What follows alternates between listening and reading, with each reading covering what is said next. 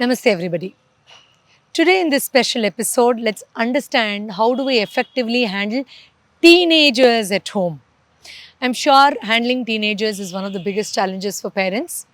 And yes, sometimes it is extremely difficult to understand what's really running in their mind. We wish we could have a magic wand where we could decipher all those emotions and feelings that they're going through. But you know what?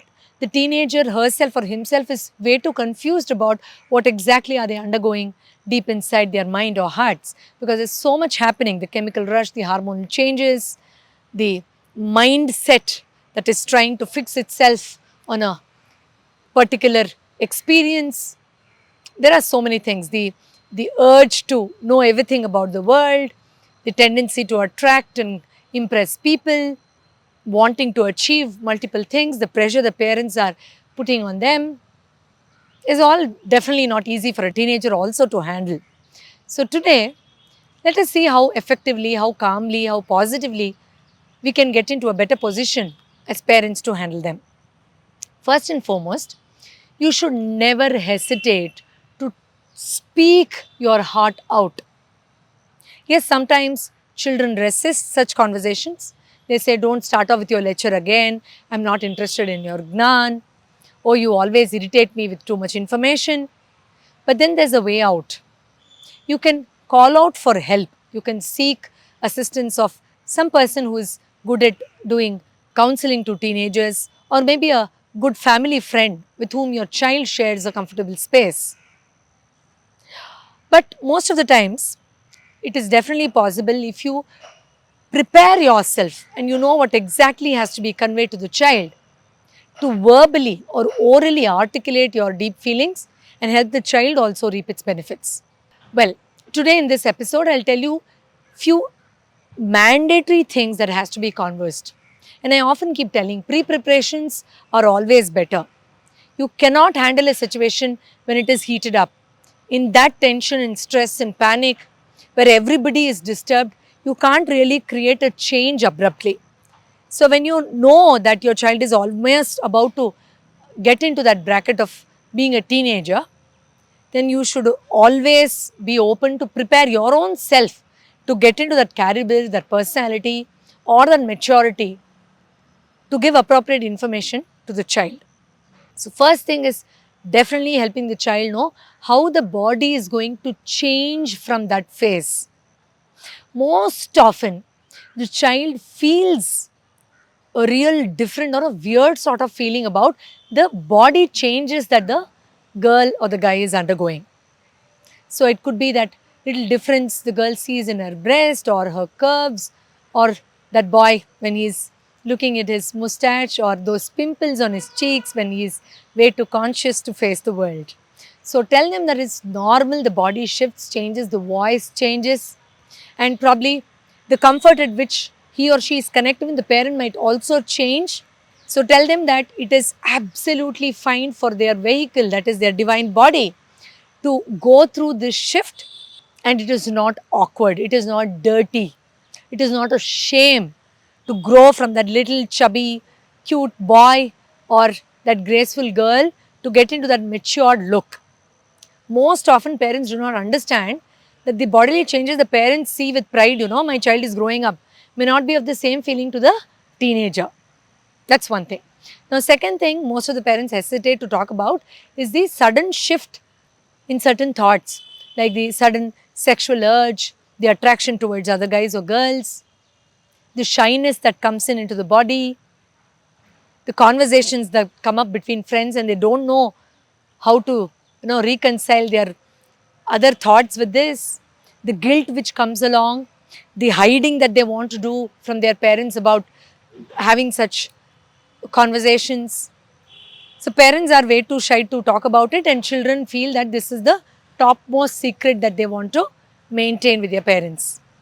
But without losing the beauty of the conversation, without having to get into the vulgarity of it, if you can develop the art of conversing with a child as to what this phenomena is all about and how the body will have a natural increased peak tendency towards such thoughts or information, and how it has to be handled appropriately, it is very difficult for the child also to know what has to be done about it.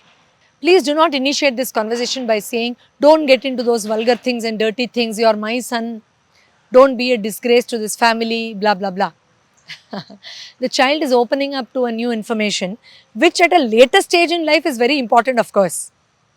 So if you tag them as dirty and vulgar, tomorrow when you want the child to be in a good relationship with a guy or girl during marriage or during that relationship, the child will definitely resist and will have other challenges. So do not use hard terms and terminologies, but just tell them that it is not the right time to investigate deeper, to dive in deeper. Rather, channel the energy into something else, to ground, to vent it out. It could be sports or art or anything else, any other spiritual sadhana that you want to teach the child, so that the energy is channeled in the right way and the child is not confused about the sudden urge, the rush of energy that's coming in. This is something that every parent should openly talk about. And the third thing, which I give utmost importance to, is the feeling of comparison and competition.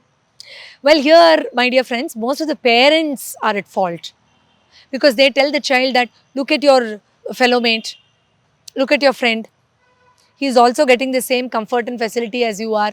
How is that he or she is able to gain more marks or become that lead in that whatever sports group or academic group or community? Instead, make some fruitful conversations, give them about 5-10 minutes at least once in a month to tell them that you cannot succeed by competing with another person because we are all unique in our own way. Tell the child to identify the individual uniqueness the child bears and how the child has to be with a feeling of blessing, appreciation, and derive inspiration from their fellow mate if at all the child feels that somebody is overtaking the child and this race is in real not there at all. So tell them that nobody is a threat or a competition and the child need not compare her looks or academic performance or whatever other things with another child, and be okay with what talent, what uniqueness the child has, and to groom himself or herself and become better than competing with their own self. This conversation is very important because even if you don't know, even if the child has never told you that I'm jealous of my friend or I feel low because of other people doing better than me, there will be these thoughts which is very normal for anybody, which we have all also undergone as a teenagers, isn't it? So tell them how to handle this part of their life effectively.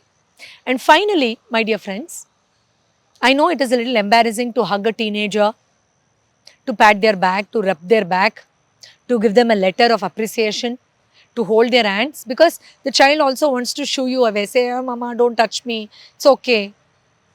But then do not disconnect from such gestures. Child often wants to go, hit the room, bang the door, slam it on your face. But then you have to have that endurance. This is your testing time, my dear parents. You have to have that endurance and patience to go back and say, it's okay. It's fine, I understand what you're going through. But then you know what? I don't want to miss on that special moment of hugging you, of holding your hand, of giving you a thank you note, of both of us giving a thank you note to your daddy or your mother. So this is that catalyst period where if you have a little patience and ensure that few qualities are fed into the mind of the teenager, this is going to run a very long way in their life. Of course, there will be a lot of resistance, but these etiquettes are going to be of great service to them, more than their academic performance, trust me on this. Well, these 4 aspects are tiny little things that as parents you can do, but can bring about a great change in their attitude. Do let me know which one was your favorite. And if you have any doubts, do not hesitate to put them on the comment box. I will see you again in the next special episode on Douglas Therapy. Thank you so much for watching. Namaste.